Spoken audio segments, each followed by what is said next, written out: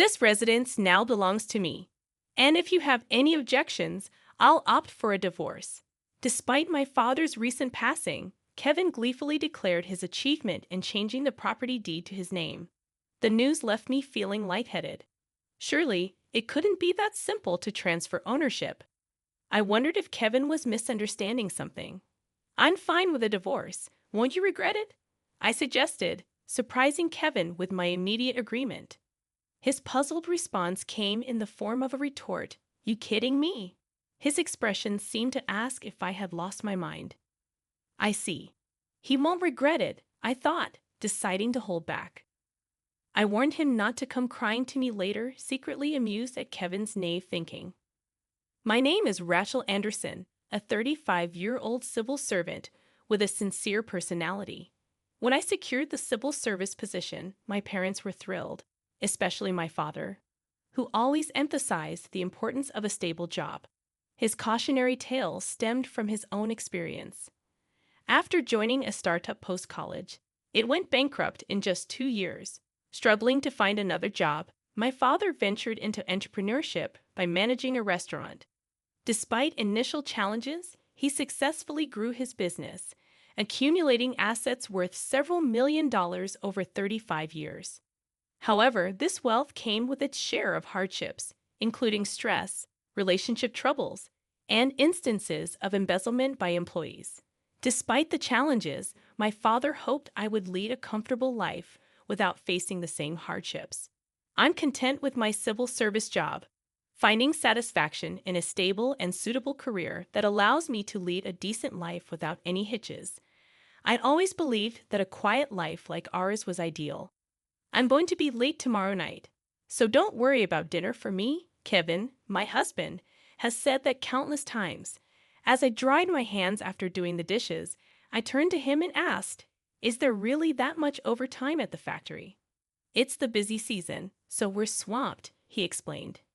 Kevin works on the production line in a semiconductor factory, a job he started right after high school, and it's been 18 years now. Every day, he processes components on the assembly line for 8 hours. Tough work that I couldn't imagine, though Kevin insists it's easier than a mentally demanding job. "I've heard there's a shortage of labor lately. Must be tough," I commented. "Yeah, so I might be coming home late for a while," he replied. "All right, take care, okay." Lately, Kevin's late returns have become more frequent, sometimes extending into the next day. I suspect it's not just work-related, and he's probably enjoying a drink somewhere after hours. While I understand the need to unwind, it feels like he's doing it quite often. Despite my concerns, I hesitate to confront him about it. Considering his demanding job, I fear that asking him to cut down on drinking might lead to an argument.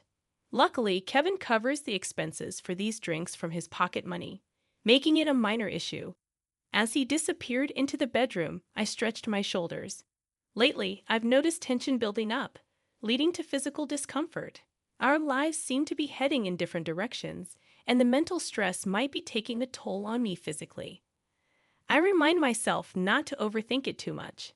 I first met Kevin during my junior year of high school. He attended a nearby school and approached me during a school event. Despite my initial hesitation about this younger guy asking for my number, Kevin's persistence eventually led me to give in. Known for my seriousness, I asked him why he approached me so much. Embarrassingly, he confessed to liking my appearance and vibe. I initially considered Kevin a bit of a playboy, and my skepticism was high. However, I soon discovered his unexpected loyalty, and my feelings for him grew stronger. Even after high school, Kevin working, and me attending college and starting my career, he remained my partner. We got married when I was 27, but unfortunately, we haven't been blessed with children since then. While I believe it might be too late for that now, I find solace in our life as a couple. One day, I received a call from my mother while at work. "Hello, Rachel. Are you at work right now?" she asked. "Yeah, what's up?" I responded, sensing urgency. She delivered shocking news. My dad had fallen ill. After tests, they diagnosed him with colon cancer. I couldn't believe it. No one in our family had ever faced cancer. Given my father's busy life as a businessman, he likely neglected regular health checkups, and it seemed he had become sick without realizing it. They said it's progressed quite a bit, my mother informed me. No way. But isn't cancer treatable these days? I desperately tried to grasp the reality. Well, from what they're saying about Dad's condition, he might only have a few months left, she revealed. A few months? That can't be. I wanted to believe it was all a misunderstanding, but the harsh truth remained. My father, at 60, relatively young, might have overlooked the symptoms, leading to a late discovery of advanced cancer, a challenging condition even with advancements in medicine. My mother, her voice trembling with tears, explained the situation to me. I get it. I'm going to head back home for a bit. I'll let Kevin know too. Thank you, Rachel. My father has always been very important to me. There's no question I have to be there for him in this crisis. Kevin would surely understand. That day, as I returned home from work, feeling disoriented, I found Kevin surprisingly home early. Seeing my distraught face, he called out, "What's wrong? Why the long face?" Kevin was sipping a beer on the sofa. I told him exactly what I had heard from my mother and asked if it was okay for me to go back to my parents' house for a while. That's rough. Okay, I get it. Stay with your father. Thanks. I won't be able to make dinner for a while. That's fine. Don't worry. I've been coming home late from work lately anyway. I'll grab something outside. Okay, but you gotta make sure to eat something nutritious now and then. I know. Kevin listened more calmly than I had expected. The next day, as I started preparing for my trip home, relieved that Kevin understood, I overheard him talking on the phone when bedtime came. It seems he's not going to make it much longer. You remember what we talked about before. Can we sort that out somehow? Not much longer. Is he talking about my father? Yeah, oh, I see. Got it. Please do. I wasn't sure who he was talking to or what he was discussing, but I could tell it involved my father. I didn't mean to eavesdrop, but I couldn't help stopping in my tracks. How could Kevin talk like that? I had never heard him speak ill of my father. While they weren't best friends, I never thought Kevin would be so cold-hearted as to not worry when my father was in danger, especially in the advanced stages of cancer. Did Kevin not care about my father at all? He's still alive, talking about my father's situation with a complete stranger. That's just wrong. It was the first time I ever felt suspicious of Kevin. Even after that incident, my doubts about him never faded. While Kevin cheerfully bid me goodbye when I headed to my parents' home, I couldn't shake off what I had heard him discussing over the phone. Something about Kevin felt off, and I couldn't quite put my finger on it. My suspicions centered around the only thing involving my father that came to mind: money. I hadn't disclosed the extent of my father's assets to Kevin, as I always thought discussing money might lead to troubles. It was something we could address when and if inheritance became an issue, but now wasn't the time. While I hadn't intentionally hidden it, I never felt the need to bring it up. But what if Kevin knew about my father's assets? What if he was after that money? No, I had to stop overthinking. Pushing away those negative thoughts, I focused on taking care of my father and enjoyed our small talks. When my father eventually passed away 3 months later, the departure was sudden, catching both my mother and me off guard. During the funeral, I was spaced out, unable to come to terms with the reality. On the other hand, Kevin seemed lively, raising my suspicions even more. About a week after the funeral, my heart finally settled down. I was drinking alone in the living room when Kevin walked in, casually remarking, "Glad that hassle is over." He crossed his arms behind his head and looked at me coldly. Hassle. Yeah, I was hoping my father-in-law would kick the bucket sooner. But when he did, all this funeral stuff was a real pain. I was taken aback. Hey, you can't talk like that. A person died, and that person was my dad. How can you say something like that? I knew it. Kevin had been hoping for my father's early passing, confirming my suspicions. I recalled Kevin talking about my father on the phone before and wondered about his motives. It all became clear when he nonchalantly asked, "So when do we get the inheritance?"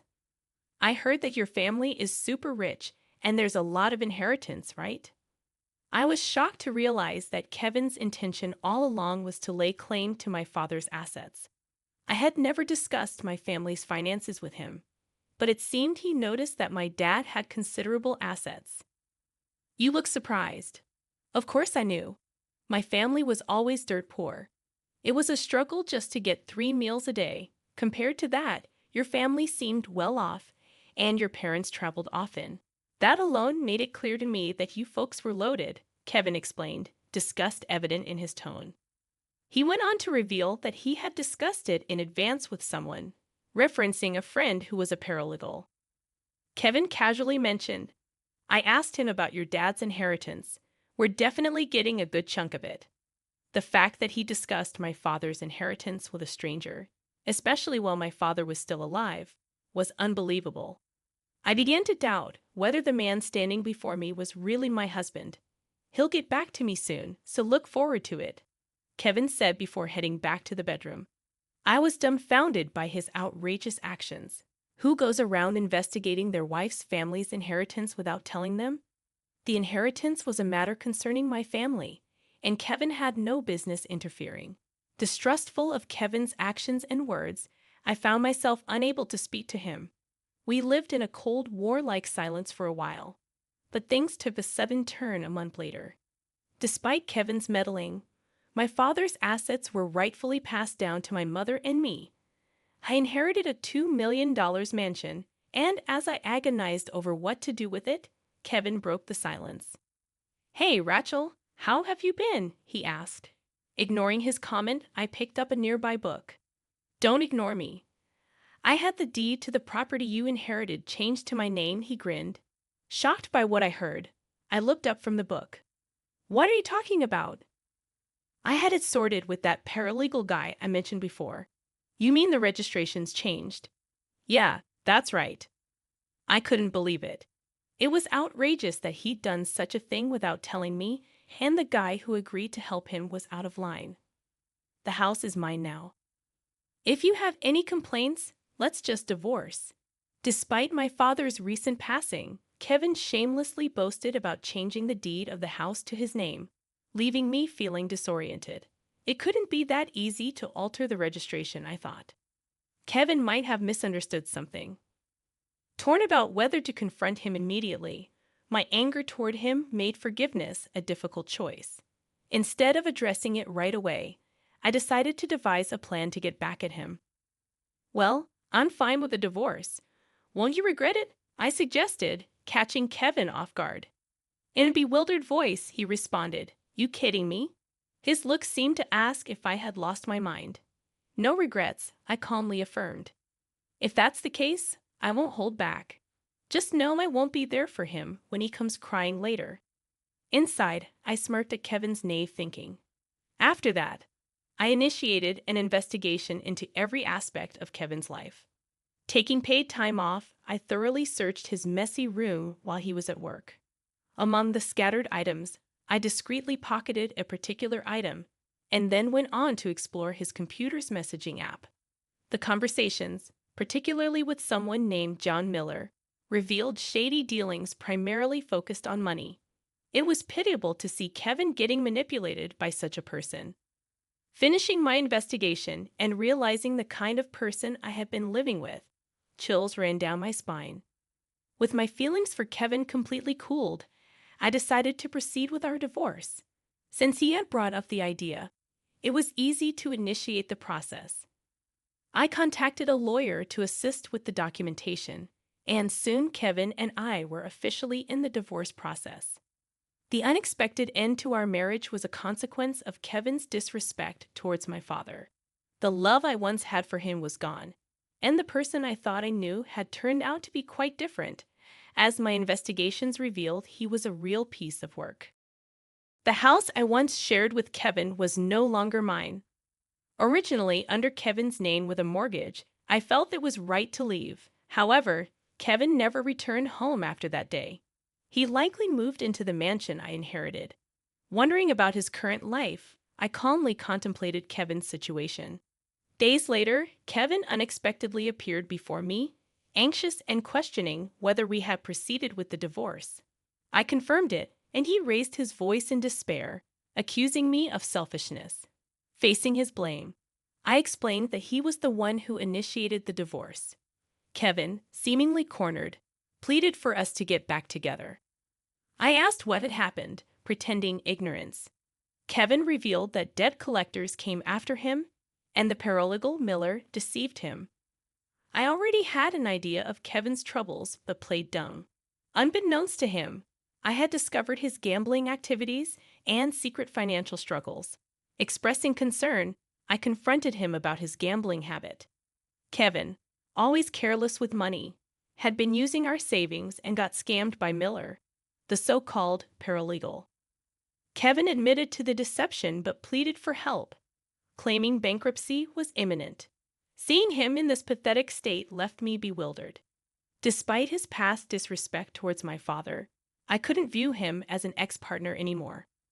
I sternly told him I'd never forgive him, and fear appeared in Kevin's eyes. Moving to the mansion inherited from my father, I left Kevin in the house with a mortgage, wishing him luck. A week later, Kevin's mother called, apologizing for his actions. She expressed her anger and promised to give him a hard time, ensuring he learned the value of money. I smirked, feeling no sympathy for Kevin. His punishment was a consequence of disrespecting my father and attempting to deceive me. As I settled into my new mansion, furnished and spacious, I looked forward to a free and exciting life. Grateful for my father's legacy, I embarked on a new journey, leaving behind the troubles of my past marriage with Kevin.